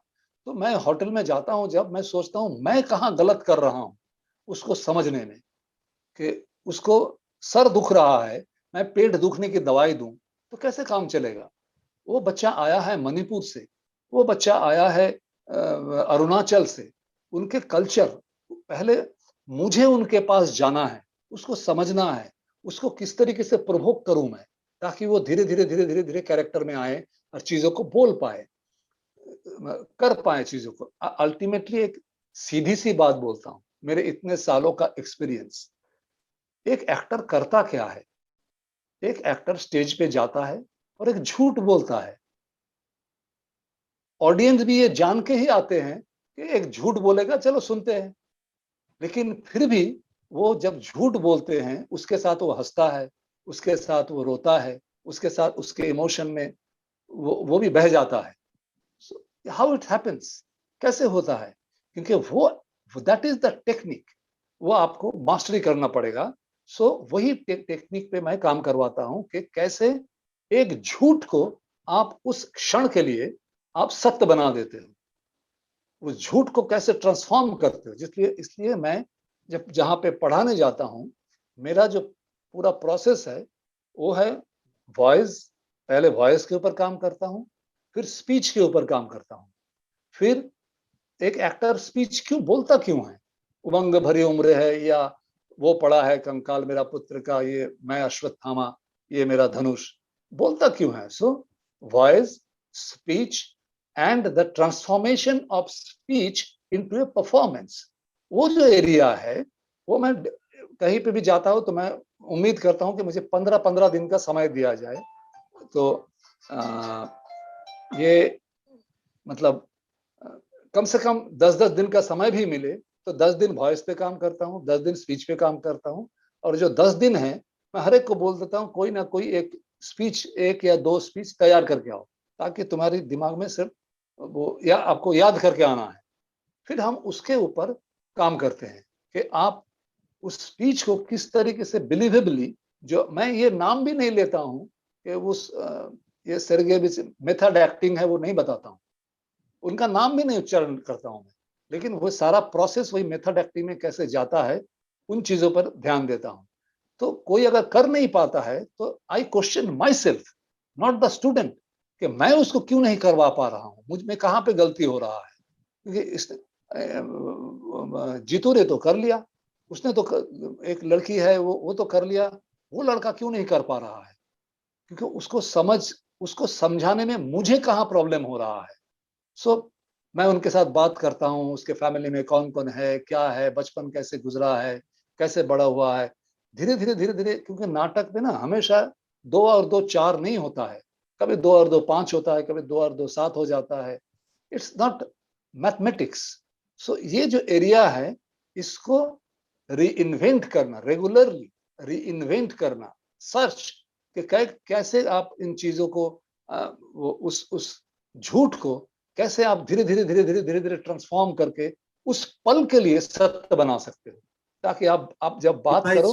शायद ये पद्धति आपने इसलिए भी अलग ढंग से इजाद कर पाए हैं कि आप खुद अभिनेता रहे हैं और हाँ आप बिल्कुल बिल्कुल। उसी जद्दोजहद से गुजरे हैं, उसी ट्रांसफॉर्मेशन को पाने की तो जद्दोजहद रही है आपकी भी। तो इसीलिए आपने वो जिस रास्ते से अख्तियार किया उसमें खामियां थी कि कुछ टीचर्स आपके साथ उस तरह का बिहेव करते थे या उस तरह की बातचीत, तो वो आपको नागवार लगी होगी। तो आज जब खुद आप शिक्षक बने हैं तो आप चाहते हैं कि कितने सरस ढंग से, कितनी आसानी से उन बच्चों को हम घूम करके उस ट्रांसफॉर्मेशन पे ले जा सकें। तो मैं आपका एक्चुअली ये अभिनेता होना शायद आपके लिए सहायक बन रहा है। बिल्कुल बिल्कुल। मैं अभी भी बोलता हूँ I am not at all a teacher, I am basically an actor. मैं अपना जो इतने साल का एक्सपीरियंस है, अलग अलग लोगों से काम करने का, कई दिन मैं हबीब साहब के घर में बिताया, कहीं पूरा महीने भर में रतनथ्याम के घर में बिताया, पूरा मणिपुर में जाके। सो उनको काम करते हुए देखा। ये सब these are the great people, great guru. So Bajju भाई भी मतलब कमाल, बीइंग एन एक्टर उन्होंने मुझे बहुत हेल्प, ग्रूम करने में बहुत हेल्प किया। जब मैं सूर्य का अंतिम किरण से सूर्य का पहले किरण तक एक जो नाटक है वो मैं करता था, उसके तो इतने शोज किए पता नहीं। सो उन्होंने मुझे जिस तरीके से ग्रूम किया, बज्जू भाई के साथ लोअर डेप्थ किया था बुगनौ का। सो जिस तरीके से उन्होंने ग्रूम किया, उत्तरा जी, सुरेखा जी, ये इन लोगों का जबरदस्त कंट्रीब्यूशन है मेरे ऊपर। तो कभी भी कहीं पे कुछ होता था वो लोग बताते थे मुझे कि अमित इसको इस तरीके से सोच के देखो ना। मैं आपको एक एग्जांपल दूंगा। मतलब वो इसीलिए मैं कहता हूँ कि ये लोग गुरु है कि सूर्य, आप जानते हैं सूर्य के अंतिम किरण से पहले किरण तक नाटक, तो मैं वो ओक्का करता था। हिमानी और हिमानी और हेमा डबल कास्ट, एक दिन वो करती थी एक दिन वो करती थी। तो सीमा करती थी महत्तरी का। सो मैं विंग्स पे सेकंड बेल पे खड़े होकर कंसंट्रेट करता था। बहुत अच्छा, क्योंकि I was technically very rich, क्योंकि बचपन से रिसाइटेशन का एक आदत रहा है, म्यूजिक के ऊपर कमांड रहा है। So technically I was very rich. लेकिन आई कुड फील कि जो जो चीज एक इम्पल्स एक एक्टर ढूंढता है, अंदर कुछ घटे, वो आई वाज मिसिंग। तो एक दिन मैं बज्जू भाई के पास बैठा, तो सर कुछ तो प्रॉब्लम है बीइंग एन एक्टर मुझ में। तो व्यास जी ने बोल दिया कि अमित तू गालिब नहीं करेगा, मैं ओक्काक नहीं करूंगा, क्योंकि उसमें मैं डबल कास्ट था, इसमें वो डबल कास्ट थे। तो मैंने, वो मेरे सीनियर थे, तो मैंने बोला ठीक है। एक आध शो किया तो फिर हम लोगों ने बांट लिया कि जब भी गालिब होगा मैं करूंगा, जब भी ओक्काक होगा तू करना। तो ठीक है। इवन मतलब आई रिस्पेक्ट व्यास जी, आज भी मुझे याद आता है उन्होंने मुझे इतना हेल्प किया था सब। तो बज्जू भाई के साथ बैठ के बज्जू भाई बोले अच्छा तो बहुत अच्छा कर रहा है अमित। फिर नामदेव भाई ने भी बोला कि अमित इट्स ग्रेट परफॉर्मेंस। वो मेन स्पीच के बाद लोग दो दो तीन तीन मिनट के पूरा खड़े होकर ताली बजाते थे। So but I was not satisfied from inside. को एक एक्टर का एक खुजली मैं बोलूंगा, एक अंदर होता था। तो बज्जू भाई ने मुझे बोला अच्छा अमित मैंने नोट किया, तूने ये बहुत पर्सनल सी बात बता रहा हूँ आपको मैं। अमित मैंने नोट किया कि तू सेकंड बेल में विंग्स पे खड़े हो जाता है एंट्री के समय, क्या करता है तू? तो मैंने बोला सर मैं कंसंट्रेट करने की कोशिश करता हूँ। क्या सोचता है? मैंने बोला कि ये जो सीन हो रहा है हेमा के साथ या हिमानी के साथ, जो मैंने शीलवती के साथ, तो उन्होंने क्या, उस समय मेरी शादी हो चुकी थी और मेरी पत्नी उमा जो क्लासिकल डांसर है, वो सिंगापुर में थी, रहती थी वहां पे। तो बज्जू भाई ने मुझे बोला आज एक ट्राई करके देख, सेकंड बेल में खड़े होके तो ये सोचना कि सिंगापुर में उमा किसी और के साथ सो रही है, ये कुछ तो गड़बड़ है। मैंने बोला क्या क्या क्या क्या बोल रहा है बज्जू भाई? ट्राई करना, एक बार ट्राई कर, बीइंग एन एक्टर ट्राई कर। सो मैंने खड़े हुआ सेकंड बेल में, एंड स्टिल मेरे हाथों में ना रोंगटे अभी अभी खड़े हो रहे हैं। So I was thinking Uma is sleeping with someone else in Singapore in my absence. नई नई शादी हुई थी, मुझे ना हेमा दिखा, ना हिमानी दिखी, ना शीलवती दिखा। मुझे जब एंट्री लिया मुझे पूरा उमा ही दिखता रहा। और वो जो एक परफॉर्मेंस उस दिन हुआ, सो मतलब मैं वो बयां नहीं कर सकता। एंड आई थॉट समझ सकता यस, हूँ। This is what I was searching for, this is what I needed. उन्होंने एक एक शब्द में पूरा स्तानिस्लावस्की मेथड मुझे जी समझा जी। दिया। पूरा इमोशनल मेमोरी क्या होता है, मैजिक इफ क्या होता है, एक ही लाइन में बज्जू भाई ने मुझे समझा दिया। दैट्स ये व्हाई गुरु, ये दे गुरु आर है द ना, गुरु। ये बज्जू भाई जैसे that's why Guru. They are the गुरु। और यही बात मैं सत्यदेव दुबे के लिए भी कहूंगा। मैं पगला घोड़ा में लीड रोल कर रहा था शशि का। तो वो चाह रहे थे जब मैं वो जो उस लड़की की बात करूं, वो बात करते करते मेरा धीरे धीरे गला रूंध आए और एक जेन्युइन पेन दिखे। लेकिन वो क्योंकि मैं टेक्निकली बहुत अच्छा था, मैं वो टेक्निकली कर रहा था और वो समझ रहे थे दुबे जी। तो दुबे जी बोल रहे थे अमित बी मोर जेन्युइन। ऐसे बोलते बोलते बोलते बोलते अचानक आया, उसने मुझे ठक से गालों में एक झापड़ मार दिया सबके सामने, क्या कर रहा है ये, और सबके सामने तो हम, और वो मैं तेरा सीनियर था उस समय, सो मुझे सबके सामने ना इतना मतलब अपमान लगा, एकदम से आंख भर आया। गो go go say the dialogue go, and I started saying the dialogue and I felt the same way. So मुझे, that's why they are the guru. एक झापड़ में उसने पूरा जो 40 पन्ने का इमोशनल मेमोरी का ये है, वो पूरा नाट्यशास्त्र में जो रस थियरी है वो पूरा समझा दिया मुझे उसने। तो that's why they are the guru. तो मैं भी वही स्टूडेंट्स को बोलता हूँ कि मैं एक एक्टर हूँ, मैं मेरी तजुर्बा तुम लोगों के साथ शेयर कर रहा हूँ। मैं जो बता रहा हूँ, एक्टिंग में कुछ भी सूर्य की तरह सत्य नहीं होता। आप, मैं जो बता रहा हूँ सुन लो, अगर ये आप पर लागू होता है प्रैक्टिस करो, अगर लागू नहीं होता है तो ढूंढो कहाँ से मिलेगा। सर्च, आपका ये सर्च है, एंजॉय द जर्नी। उसमें कई चीज आएंगे, कई चीज आते रहेंगे। सो इस जर्नी को एंजॉय करते करते आगे चलो, देखो आप कहीं ना कहीं जरूर पहुंचोगे। Hard work never fails, never. मैं उसका एग्जाम्पल हूँ। जिनको हिंदी का ह नहीं आता था, अंग्रेजी का ई नहीं आता था, मैं अभी आपको 2 लाइन सुना देता हूँ। ओथेलो का एक स्पीच है, वो बोलता है आखिर में, जब उसको वो एक घोड़े के लिए वो किंगडम वापस चाहता है, तो बोलता है कि, तो ओथेलो एक मूर है। जब बच्चों को पढ़ाता हूँ तो टेक्सचर के बारे में पढ़ाता हूँ, वॉइस टेक्सचर। सो ओथेलो एक मूर है, वो योद्धा है। सो वो नहीं बोल सकता कि फेयरवेल द ट्रैंक, शब्द ये है कि farewell the tranquil mind, farewell the content, farewell the big plum troops and big wars that makes ambition virtue, oh farewell. So he can't recite like this. तो उसका कहने का जो, उसका जो पेन है, वो क्या टेक्सचर ला सकता है। farewell the tranquil mind, farewell the content, farewell the big plum troops and big wars that makes ambition virtue, oh farewell. Farewell the neighing steed and the shrill drum, the here picturing file, the royal banner and all quality, the pride, pomp, and circumstance of glorious fall. Life's but a walking shadow, a poor player that struts and frisks all up on the stage, and pen is hard no more. A house! A house! My kingdom! For a house! A house! A house!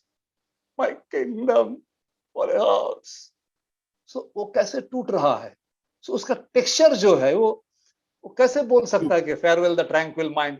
वो हमेशा चिल्लाना मिल्लाना करते करते उसके texture का quality कैसा होगा।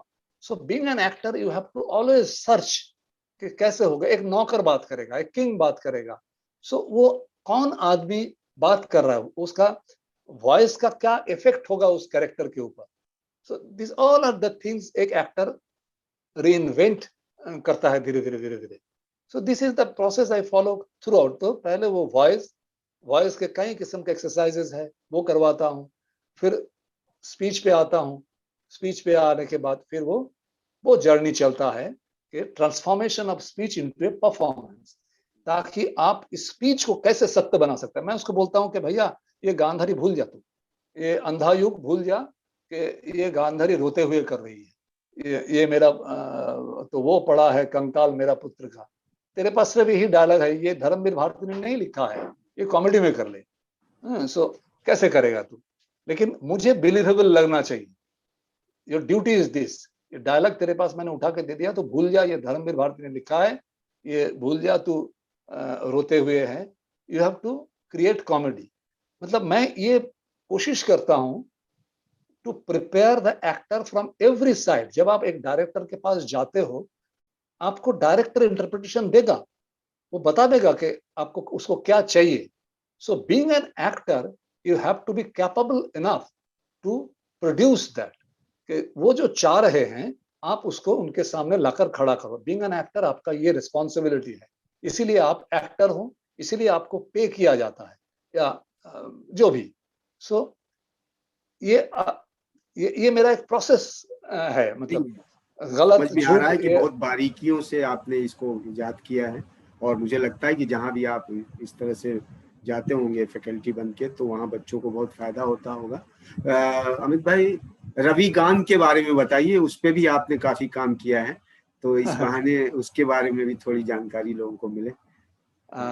उससे पहले एक बात और जरूर कहूंगा मैं कि ये आई थिंक बहुत साल हो गया, मतलब मैं मेरे स्टूडेंट जो है, चाहे वो एनएचडी के हो, एमपीएचडी के हो, सिक्किम के हो, मेरे स्टूडेंट लोग भी ना, मतलब मुझे बहुत आगे बढ़ाया है। और मेरे स्टूडेंट लोग भी, बच्चे भी, मतलब उम्र में मेरे बच्चे की उम्र के होंगे सब, वो लोग भी इतना प्यार दिया है मुझे। अरे अमित सर को बुला लो, अमित सर को बुला लो। तो मतलब थ्रू आउट इंडिया एक जो, मतलब क्या बोलूं मैं, प्रचार जो है ये मेरे इन्हीं बच्चों ने ही किया है। मतलब आज तो जो वो आपके मौका काम मिला का प्रचार है, वो आपके है, काम का प्रचार है, वो आपके चाम का नहीं है, आपके चेहरे का, आपके काम का प्रचार है। काम ही सो बोलता है ना। बिल्कुल बिल्कुल। तो इस मौके पे मैं ये भी, मतलब मौका बहुत कम मिलता है ना, तो मैं ये मानता हूँ। देखिए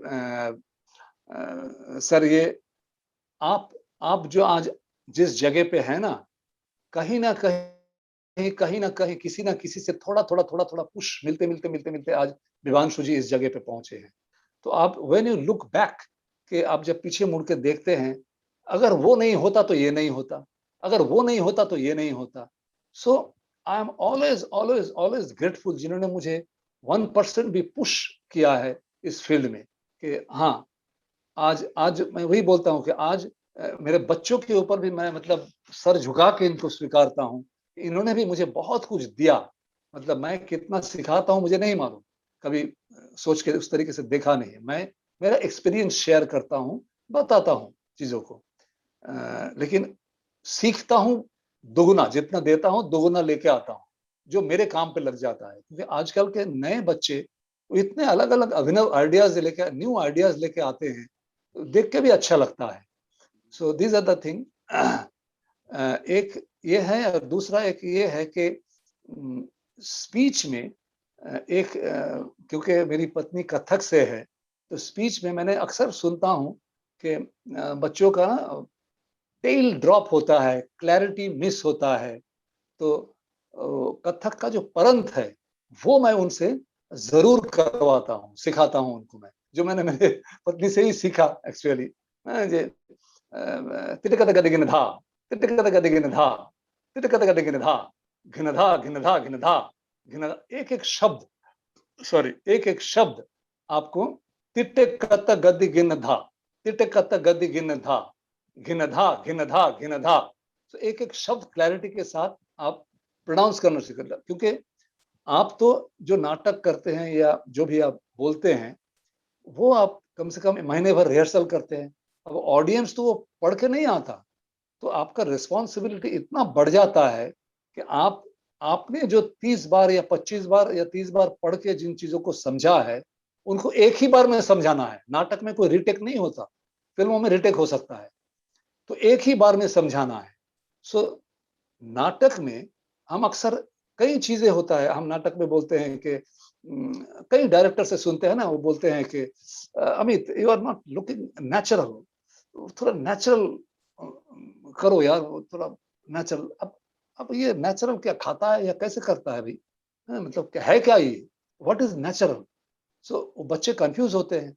सो एक टीचर उनको समझाता नहीं है ढंग से कि है क्या ये, मैं what does it, what does I mean by natural, मैं क्या मीन कर रहा हूँ नेचुरल? मैं बोलता हूँ कि नेचुरल मीन्स एक इंसान की तरह बात कर भाई, तो डायलॉग मत बोल, तो बात कर। पहला गलती हम वहीं पे करते हैं कि डायरेक्टर प्रेशर देते हैं ना कि कल स्क्रिप्ट याद हो जाना चाहिए, और रूम पे जाके हम तैयार हो जाते हैं, ये मेरा धनुष धनुष अश्वत्थामा का, ये मेरा धनुष धनुष अश्वत्थामा का, जिसकी प्रत्यंचा खुद द्रोण ने चढ़ाई थी, जिसकी प्रत्यंचा खुद द्रोण ने चढ़ाई थी, और डा डा डा डा डा डा डा डा डा, we are babbling. So human brain is a computer like thing, वो यहाँ पे सेट होता है। सो यू डोंट, मतलब आप जब स्टेज पे आते हो, कहीं ना कहीं थोड़ा बहुत चेंज होता है, लेकिन घूम फिर के वही आता है। सो मुझे आज भी याद है, उप्रेती जी के क्लास में एक फर्स्ट ईयर में एक म्यूजिक क्लास पेंटिंग लगा हुआ था, जिसमें पहाड़, झरने, पंछी उड़ रहे हैं। सो उन्होंने बताया कि एक लड़की, वो जो वहाँ पे जो पानी झरने से गिर रहे हैं, वो पॉन्ड था, वहां से पानी भर रहे हैं, घड़े में भर रही हैं। सो प्रीति जी ने पूछा, can you hear the painting? तो हमको लगा, yes sir, we can see the painting. Idiot, get out. मैंने बोला, क्या हो गया? अरे पेंटिंग हर कोई देख सकता है, can you hear the painting? सुन सकते हो आप? मुझे समझ में नहीं आया कि पेंटिंग को हम सुने कैसे। मैंने, सर समझ में नहीं आया। तो उसने बोला, वो जो पंछी उड़ रहे हैं, उसका जो चिक चिक चिक चिक चिक चिक कू कू कू कू कू कू कू कू, ये आवाज सुनाई दे रहा है। वो जो झरना गिर रहे हैं, उस झरने की आवाज सुनाई दे रही है, या वो जो लेडी घड़े में पानी भर रही है, पानी भरने की आवाज सुनाई दे रही है? अगर सुनाई दे रहा है तो तू एक्टर है, नहीं तो जा घर जा। सो या तो रविशंकर जी का कोई म्यूजिक चला दिया, बोला कि can you see the music? तो तब समझ में आया कि वो क्या मीन कर रहे हैं। सो वही घूम फिर के आता है स्टेनिस्लावस्की का इमेजिनेशन। मतलब वो इतने इतने बारीकियों से समझाते थे। तो जो हम वर्ड्स, शब्द जो बोलते हैं, वो हमें पहले दिखना चाहिए। अगर मैं बोलता हूं ये मेरा धनुष, तो आई शुड सी द धनुष, नहीं तो वो सत्य निकलेगा नहीं मेरे मुंह से। सो वो देखने का, observe and absorb, and when it requires excel. So वो एक प्रैक्टिस है, धीरे धीरे धीरे धीरे। ये 2 दिन की बात नहीं है, ये 4 दिन की बात नहीं है। ये एक निरंतर अभ्यास है जो रेगुलर बेसिस पे आपको करना पड़ेगा। सो वही मैं बच्चों को बताता हूँ। सो नेचुरल वही चीज है। नेचुरल मतलब आप इंसान की तरह बात करो, तभी तो हम समझेंगे कि आप एक इंसान दूसरे इंसान से बात कर रहा है। सो मैं हमेशा ये मैंने, by natural I mean something, something human, something real is generated by the actor and felt by the audience. तो ये that is the meaning। वो मैं, मेरे अंदर जो घट रहा है, वो अगर मैं आपको अंदर की बात मुंह में वो शब्द दिख, हम न्यूज रीडर नहीं है कि हम उसको नरेट करें। हम उसको, उस शब्द का जो फीलिंग्स है, जहां पे नाट्यशास्त्र का शब्द गुणा आ जाता है कि एक शब्द का गुण होता है कि मैं अगर बोलता हूँ, सिंपल सा एक वर्ड है कि मैं तुम्हें प्यार करता हूँ। तो अगर मैं बोलता हूँ, ये तो एक लाइन है, मैं तुम्हें प्यार करता हूँ। अगर मैं बोलता हूँ कि मैं तुम्हें प्यार करता हूँ, मैं को थोड़ा सा मैंने एम्फेसिस किया, मैं तुम्हें प्यार करता हूँ, मतलब तुम मुझे प्यार करते हो कि नहीं करते हो डजंट मैटर, मैं तुम्हें प्यार करता हूँ। भुवनाशु भाई, मैं आपको बहुत पसंद करता हूँ। भुवनाशु भाई, मैं आपको पसंद करता हूँ। उनको नहीं, उनको नहीं, उनको नहीं, आपको। भुवनाशु भाई, मैं आपको प्यार करता हूँ, घृणा नहीं करता हूँ, जेलसी नहीं करता हूँ। So how do you, sentence same है, लेकिन आपका कहने का जो तरीका है, कहने का जो अंदाज है, कहने का जो फीलिंग्स है, वो अलग हो गया। सो वर्ड्स क्या है, मैं बिल्कुल बिल्कुल। तो वर्ड्स क्या है, मैं बोलता हूँ वर्ड है पानी की तरह, और फीलिंग्स है तेल की तरह। मतलब वो पानी में अगर तेल डालोगे तो क्या होगा, तेल तो ऊपर रहेगा ना, पानी नीचे रहेगा। उस वर्ड का कोई मतलब ही नहीं होता जिस वर्ड में आपका फीलिंग्स नहीं है। तो हम वो फीलिंग्स एक एक्टर बताता रहता है, बताता रहता है।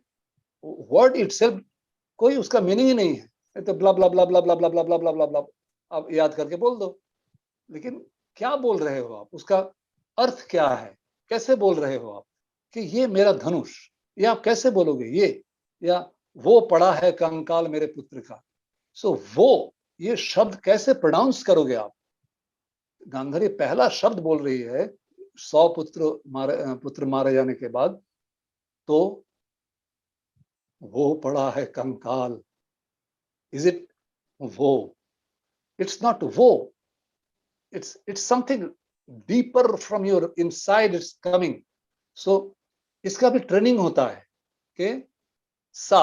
मैं एक एग्जांपल दे देता हूँ, अगर जो नए बच्चे कोई सुन रहे होंगे तो उनको, उनके लिए इजी हो जाएगा ये कि सा, मैं बोलता हूँ बेटा सारेगामा हारमोनियम लेके बैठ जाओ, सारेगामा पा धा नि सा, सा, पहला स्ट्रेट नोट लगाओ, सा, फिर उसको वाइब्रेटिंग, उसी को वाइब्रेटिंग नोट लगाओ, पहला स्ट्रेट सा, फिर सा, रे, रे,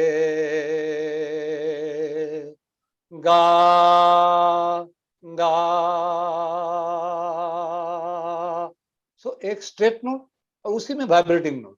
तो आपका गले के ऊपर काम, क्योंकि एक्टर का इंस्ट्रूमेंट ही है आपका आवाज और आपका शरीर, मन को ले है, mind, voice, body and mind, mind को लेके अभी बात करेंगे तो बहुत लंबा हो जाएगा।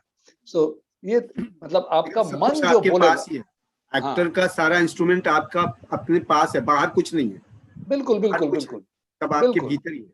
हाँ, तो आपका माइंड जो कहेगा, your body and your voice should react accordingly. क्योंकि जैसे एक सितार वादक या एक तबला वादक, जैसे वो करते हैं ना, बजाने से पहले वो ठोकते हैं, ठंग ठंग ठंग, वो करते क्या है, ट्यून करते हैं। सितार वाला कान पकड़ के उसको टंग टंग टंग टंग टंग, वो ट्यून करते हैं ताकि वो जैसा चाहे वैसा ही सुर वहां से निकले। उस तबला प्लेयर भी जैसा चाहे वैसा ही आवाज वहां से निकाल पाए। सो एक एक्टर का भी वही काम है, आपकी आवाज को, आप अपने शरीर को इस तरीके से ट्रेन करो कि वो मन में जो घट रहा है, आपका आवाज, आपका शरीर बिना एफर्ट्स उसको रिएक्ट करे।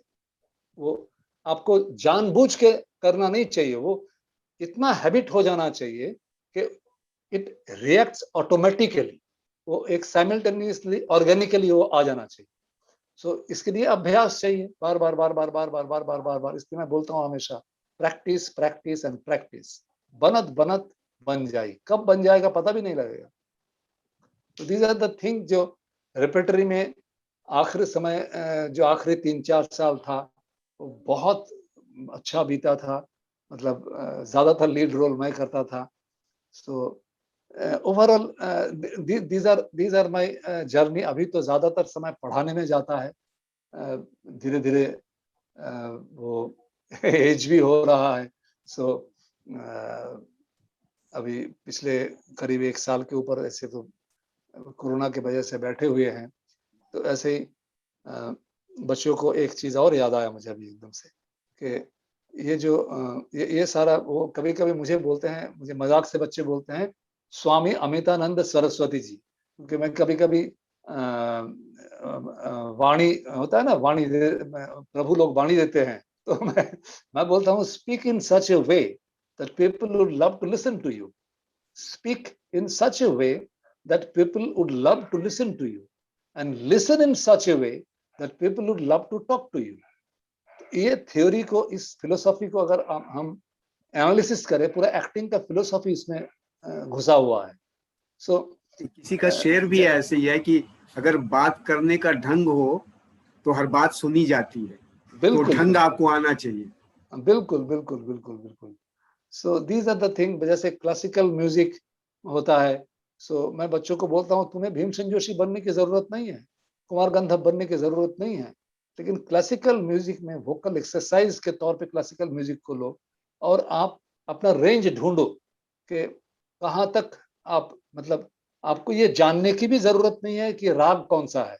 अगर जानते हो तो अच्छी बात है, अगर नहीं जानते हो एक आइडिया तो है कि दर दर ना, दर दर ना, दर दा,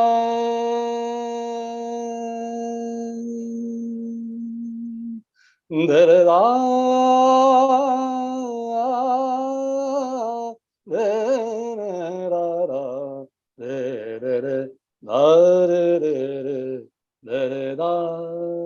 सो आपको मन में जो आ रहा है आप उसके इम्प्रोवाइज करते चलिए, इम्प्रोवाइज करते चलिए।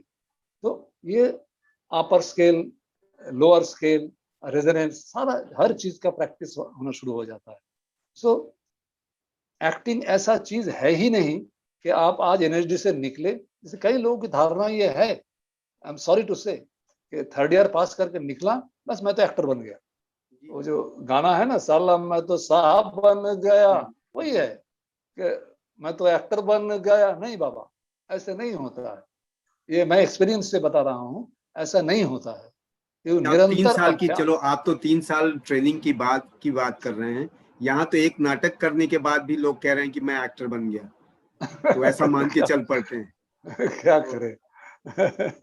आज सो है और कुछ नहीं। आप टाइम का ध्यान रखिएगा, मैं बात शुरू कर देता हूँ तो जी जी जी, नहीं नहीं, वो अब हम वही समाप्ति की तरफ बढ़ रहे हैं, समापन की तरफ। एक सवाल जो मैं ऐसे चाह रहा था आपसे जानना कि क्योंकि आपने जितने भी रिनाउंड डायरेक्टर रहे हैं थिएटर में, सबके साथ काम किया है। इवन इंडियन थिएटर के पितामह जिनको कहें, इब्राहिम अलकाजी साहब के साथ काम किया है। बिल्कुल। तो अलकाजी साहब का काम और उसी दरमियान हबीब तनवीर जी के साथ आपने काम किया, दोनों के काम में आपको कुछ विशेष अंतर दिखाई दिया? दोनों की आइडियोलॉजी में, दोनों के डिसिप्लिन में कोई फर्क दिखाई दिया? हाँ, बहुत बहुत ही मतलब डिस्टिंक्टली दिखाई दिया है, क्योंकि मैंने अलकाजी साहब के साथ 3 प्रोडक्शन में काम किया। वर्नाडा अल्बा में मैं स्टेज मैनेजर था, और जूलियस सीजर उसमें मैं वो ब्रूटस करता था, और रक्त कल्याण शायद किया था। रक्त कल्याण, उसमें भी एक लंबा रोल का नाम भूल गया मैं, लंबा रोल करता था। सो अलकाजी साहब का ना एक फ्रेमिंग होता है, जो मतलब आप यहाँ से यहाँ वो बांध देते हैं, उसके अंदर ही मैं खूब बहुत संक्षेप में बता रहा हूँ कि वो एक फ्रेम कर देते थे। एक पिक्चर फ्रेम होता है कि इसके अंदर आपको करना है, आपको गिरना भी है तो वो उसमें भी एस्थेटिक होनी चाहिए, आपको चलना भी है तो उसमें भी एस्थेटिक होनी चाहिए, आपका हर मूवमेंट, क्योंकि शेक्सपियरियन प्ले शेक्सपियरियन ढंग से करते थे। जो जब वही चीज हबीब साहब के साथ किया, या रतनदा के प्ले भी आप देखिए, रतनदा भी जब शेक्सपियर करते हैं वो मणिपुरी स्टाइल में करते हैं, वो शेक्सपियर को हिंदुस्तान में ले आता है। तो हबीब साहब के साथ जब काम किया मैंने दुश्मन, तो वो भी बाहर का प्ले है, एनिमी ऑफ द दुश्मन, आई थिंक गोरकी का है ये शायद, आई थिंक सो। हाँ, सो उसमें जब हम काम कर रहे थे, वो सिर्फ बैठ के पाइप पीते थे और देखते रहते थे, इम्प्रोवाइज करो, इम्प्रोवाइज करो, करो। वो खुला छूट देते थे, और हम भी मतलब लगे हुए होते थे, क्या करें क्या करें। फिर ऐसा कुछ समय चलने के बाद हमें नहीं, ये इसको इतना ही रखो और ज्यादा नहीं। फिर वो कटिंग करते थे, एडिटिंग करते थे कि उतना करो उतना करो, आपको शुरू में पूरा स्कोप देते हैं, आप ओपन करो खुद को। सो फिर वो मतलब अपना जो एडिटिंग है, वो जब देखता है कि हाँ इसका कोटा खत्म हो चुका है तब वो एडिटिंग शुरू करते थे। तो दोनों में बेसिक अंतर ये है, जिस वजह से आपको मालूम होगा अलकाजी साहब भी रडा से हैं, और उन्होंने 3 साल का ना 4 साल का जो कोर्स होता है वो करके आए थे, और हबीब साहब 1 साल बाद वापस आ गए तो रडा से। सो उन्होंने बोला कि मेरे देश में इतना कुछ पढ़ा, मैं शेक्सपियर सीखने या नहीं आया, मैं नाटक सीखने आया हूँ, तो मैं करूंगा शेक्सपियर अपने अपने अंदाज में करूंगा। तो चले गए छत्तीसगढ़, वहां जाके उनके ग्रुप में मैंने भी काम किया, दीपक के साथ, दीपक की पत्नी क्या नाम, दीपक तो अभी गुजर गया रिसेंटली, उन लोगों के साथ, उस ग्रुप के साथ मैंने भी काम किया। So that is a fantastic thing. तो एक ने पूरा खुला छूट दिया था, करो जो मन में आए, इस दायरे के अंदर रह के करो। फिर जो उनको ठीक नहीं लगता था वो नोट डाउन करते थे, फिर वो एडिट कर देते थे, ये नहीं करो वो नहीं करो। फिर वो जब जब बन जाता था तब एक सुंदर चीज बन जाते थे। और अलकाजी साहब वो एडिट उसी समय करते हुए चलते थे कि वो भी पेंटिंग बनाते थे, दोनों ही पेंटिंग बनाते थे। पहले एक खुलने का मौका देते थे और वो बता देते थे कि ये ऐसा है, ये ऐसा है, ये ऐसा है, इस तरीके से। तो these are the basic difference जो मुझे वो लगा। मुझे दुश्मन सबसे का वो ज्यादा दिक्कत हुआ जब मैंने बेनिफिट्स के साथ काम किया था, फ्रिट्ज बेनिफिट्स के साथ। तो एक्चुअली ना मुझे उस तरीके से लोग बहुत बेनिफिट्स बेनिफिट्स करते हैं, लेकिन I am very honest with my self, मुझे मजा नहीं आया था। ना मैं उनको समझ पाया, ना वो मुझे समझ पाए, ना मैं उसके लैंग्वेज क्या चाहते थे वो। और गुस्सा हो जाते थे, समझ में नहीं आता था वो क्या चाहते थे। तो आई डिडंट एंजॉय उनके साथ जो काम किया था, तो लेकिन वो उन्होंने। साउंड साउंड से, क्योंकि देखिए हिंदी तो आती नहीं थी, वो सिर्फ हाँ साउंड हाँ सुनते थे। अगर उस हाँ साउंड उनके मुफीद आया, कि अगर कोई भी शब्द आप उनके जहन में उस तरह से नहीं गया, दिलो दिमाग में, तो हाँ, तुरंत वो रिएक्ट कर जाते थे। बिल्कुल बिल्कुल। मतलब एक एक छोटे छोटे शब्दों पे भी ना उनका इतना वो काम होता था कि अगर उस तरह का इजहार, उस तरह का प्रोजेक्शन या उस तरह का निकल के नहीं आया ना, तो वो बिल्कुल ब्लास्ट कर जाते थे, बहुत हाँ गुस्सा करते थे। हाँ, बिल्कुल बिल्कुल। मैं तो बहुत डांट खाता था उनके पास, हाँ बहुत। हाँ नो नो नो, हाँ ऐसे बोलते थे, समझ में नहीं आता था क्या बोल रहे हैं, क्यों डांट रहे हैं। और कभी कभी तो हाँ, वही वही अचानक वही ऐसे बोलते साउंड थे। अगर उनके उनके आ गया, साउंड सही परफेक्ट आ गया ना, तो वो उसको फिर प्रेस करते थे हाँ, उसको। तो मुझे कभी भी वो समझ में नहीं आया, तो लेकिन चलो बाद में उन्होंने बोला कि यू हैव डन गुड, तो मैंने ठीक है, लेकिन मुझे सेटिस्फेक्शन नहीं मिला वो, ये है। अमित भाई, सो किसी नाटक का कोई एक गीत सुना सकते हैं, हाँ याद हो, या दुश्मन का है, लाल हमारा परचम, परचम है हमारा लाल, या कोई भी ऐसा, कोई भी जो आपका बेहतरीन, बहुत सालों से मैं कोशिश करता हूँ। कोई भी जो आपके। मैं शर्मिलक का एक गाना कोशिश करता हाँ हूँ। हाँ, शर्विलक के भी तो हाँ, गाने बहुत वो मजेदार। हिमानी और सुरेश शेट्टी वो चलते हैं, वो गाता था। मैं बहुत सालों से गाया नहीं, कोशिश करता हूँ। आवाज भी थोड़ा सा मेरा आज गड़बड़ है। हम्म, एक पहले कोरस होता है। हम्म, हम्म, हम्म,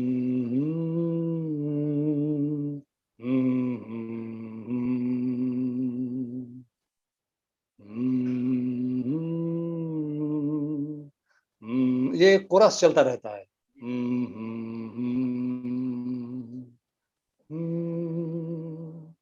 पथ दीप बुझे, छाया अंधियारा, अब तो चंद्र बना है सहारा, एक चंद्र इधर,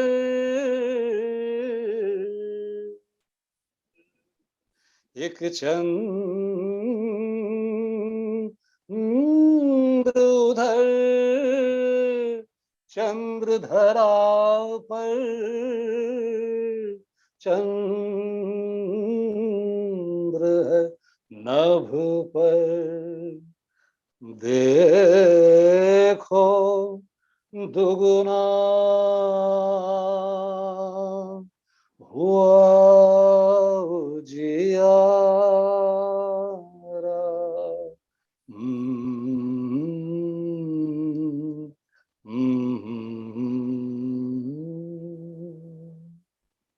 ये अभी थोड़ा आवाज याद है आपको, याद है फिर भी? गड़बड़ा रहा है। एक फिर भी एक याद है एक आपको? लाइन वो भी याद है, कर्मा वाली का। अरे आप तो मुझे वो खुजली दे रहे हैं अभी। क्योंकि वो तो मेरी भी स्मृतियों में है ना, ताजा है सब। आवे माही,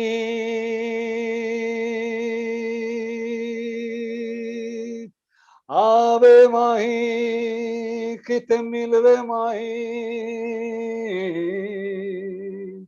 तेरे हिजरन पाइया सलियां, मवाठा मलिया वे, आवे माही, आवे माही,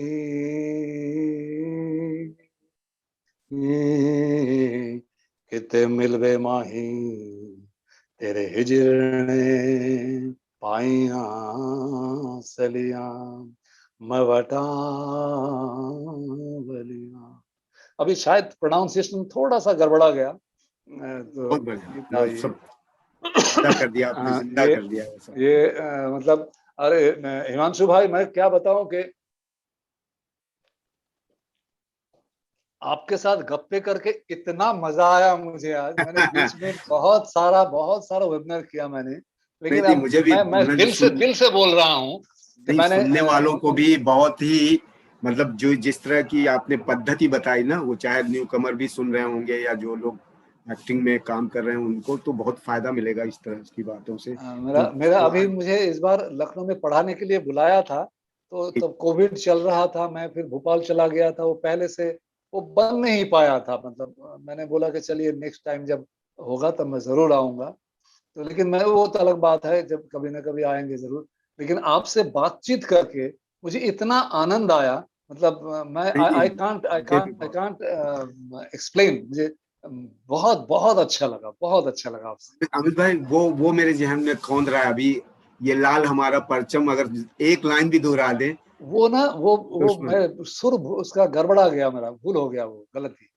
मैं तो गायक नहीं हूँ, लेकिन अगर आप पकड़ सकें, है लाल हमारा परचम, परचम है हमारा हमारा लाल, लाल, है लाल लाल हमारा हमारा परचम। परचम, परचम है हमारा लाल। ये मैं भूल गया, वो कथा कथा भी भूल गया उसका। ये आज की बात थोड़ी है, 25 साल पहले की बात लेकिन है। फिर भी इतने मतलब कहाँ से चले थे, आज आप कहाँ पहुंचे हैं, और इतना मतलब एक सार्थक काम किया है आपने। और आज आपने उन्हीं सब अपने अनुभवों से आज आपने ऐसी अपनी पद्धति निकाली है ट्रेनिंग की, जिससे तमाम लोग नए ये एक जरूर मैं एक्टर्स। इन चीज को एक थोड़ा सा एम्फेसिस करना चाहूंगा कि जो भी मतलब पढ़ाएं बच्चों को, बच्चों को डांटे ना। मतलब ये मेरा बहुत दुख होता है मुझे। वो सीखने को ही आते हैं, कि वो जब सीखने आते हैं ना बहुत शेकी होता है। मैं भी जब गया था बहुत डरा हुआ गया था, लेकिन हमें ऐसे गुरु मिले, इतना प्यार से सिखाए, अरे बच्चा हो जाएगा बेटा, अरे बहुत अच्छा कर रहे हो बेटा, बहुत बढ़िया। वो ऐसे, मैं बहुत पता है मुझे, मैं बहुत खराब कर रहा हूँ, लेकिन वो बोलता है अरे क्या कमाल का परफॉर्मेंस दिया बेटा, बहुत बढ़िया, क्या बात है बेटा। सो मैं भी अपने गुरु को ही फॉलो करता हूँ। जब उन बच्चे के अंदर कॉन्फिडेंस पैदा होता है, सो वो बच्चा कुछ कमाल ही कर दिखाता है। सो मैं जो भी सिखा, बच्चों का कोई गलती नहीं होता है, वो सीखने को आता है, दिलो जान से सीखने को आता है। बस थोड़ा प्यार से, मजे से, खेल खेल में सिखा दो। कोई नाटक करने आए हैं, कोई सर पे 50 किलो का बोझ लेके नहीं आए हैं हम, प्ले करने आए हैं, PLAY प्ले। सो वो हंसी मजाक में जो होता है, वो काहे को उसके लिए डांट पीट करना। भरत मुनि ने भी क्रीड़ा ही कहा है, क्रीड़ा हाँ, यही राइट कहा है, राइट राइट राइट राइट। क्रीडनी कमिक्षामो दृश्यम शब्रम च यद भवेत। बिल्कुल बिल्कुल उन्होंने भी क्रीड़ा ही कहा, तो खेल हाँ, ही खेल में तो सब होता है। होता है। तो लेकिन आज मतलब समय काफी हो गया हाँ है, हाँ हाँ। दिल तो चाहता है कि ये नहीं, बात कभी मतलब कभी अनवरत और चलती रहे, करेंगे कभी। लेकिन और फिर रस किसी संचार के प्लेटफॉर्म ऊपर भी पे मेरा कभी। कुछ, मैं कभी ना कुछ नोट करता रहता हूँ। तो आज मैं खत्म जरूर इस, एक मेरे बेटा कविता लिखता है, तो एक 6-8 लाइन का एक कविता है। नए बच्चे जो जरूर सुन जरूर। रहे हैं, उस कविता के साथ ये मैं खत्म करना चाहूंगा, क्या? अगर आपका इजाजत हो तो। जी बिल्कुल हाँ, बिल्कुल। तो ये है, ये मेरा बेटा लिखा, वो लिखता रहता है कुछ। सो इसका शीर्षक है कभी तो।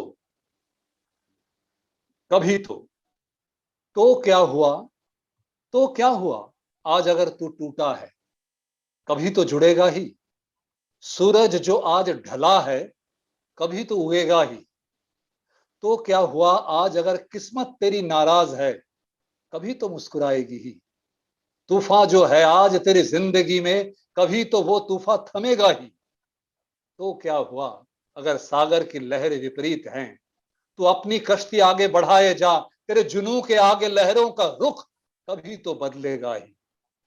तो क्या हुआ, अगर आज तू बेड़ियों से जकड़ा है, कभी तो उड़ान भरेगा ही। मुसीबतों की काली घटा क्यों ना छाए, कभी तो वो हटेगी ही। भले ही आज तू गिरा है, कभी तो गिरकर उठेगा ही। तो क्या हुआ, तो क्या हुआ, आज अगर तेरी मंजिल दूर है, अपनी मंजिल के रास्ते पर कांटे तो होंगे ही। तू डर मत, कदम कदम बढ़ाए जा, कभी तो अपनी मंजिल तक पहुंचेगा ही। ये नए बच्चों के लिए मेरा ये बहुत कविता बढ़िया। एक पैगाम है। बेटे को बधाई दीजिएगा कि बिल्कुल उसने बिल्कुल। बहुत ही उम्मीद भरी कविता लिखी है, आशा भरी मतलब और इस कोरोना काल में तो इसी तरह की उम्मीद बननी चाहिए, इसी तरह आशान्वित होना चाहिए। तो अमित भाई, बहुत आनंद आया आपकी बातों से। आपने जो अपना अनुभव साझा किया उससे बहुत लोग लाभान्वित होंगे, और मैं भारतीय नाट्य अकादमी लखनऊ की तरफ से आपका आभार प्रकट करता हूँ, और मैं अपनी तरफ से आपको बहुत बहुत धन्यवाद करता हूँ। Thank you very much. मैं भी अपने सारे गुरुओं को, जिनसे सिर्फ गुरु नहीं, सब अपने सारे गुरुओं, मेरे सीनियर्स, मेरे जूनियर्स, मेरे स्टूडेंट्स, आप लोग जिनको देख देख के मैंने थोड़ा बहुत कुछ भी सीखा, थोड़ा कुछ प्रयास करता हूँ रोज कुछ ना कुछ, क्योंकि मैं ये मानता हूँ कि ये एक निरंतर अभ्यास है। मैं पिछले 35 सालों से यही अभ्यास किए जा रहा हूँ। एक दिन में ये चीज नहीं होता है, आपको निरंतर ये अभ्यास करना चाहिए। तो मैं अपने गुरु को भी प्रणाम करता हूँ, अपने गुरुओं को प्रणाम करता हूँ, मेरे टीचर्स जो भी रहे हैं, जो सीनियर जूनियर रहे हैं, जिनसे भी मैं कुछ भी मुझे मिला है, मैं नतमस्तक होके उन सभी को आभार प्रकट करता हूँ। आप भी बहुत बहुत बहुत प्यार आपको, मतलब क्या बताऊं, मतलब दिल गदगद हो गया आपसे बात करके। बहुत बहुत बहुत धन्यवाद रवि अमित जी भाई। को भी मेरा नमस्कार कहिएगा। बहुत बहुत आभार।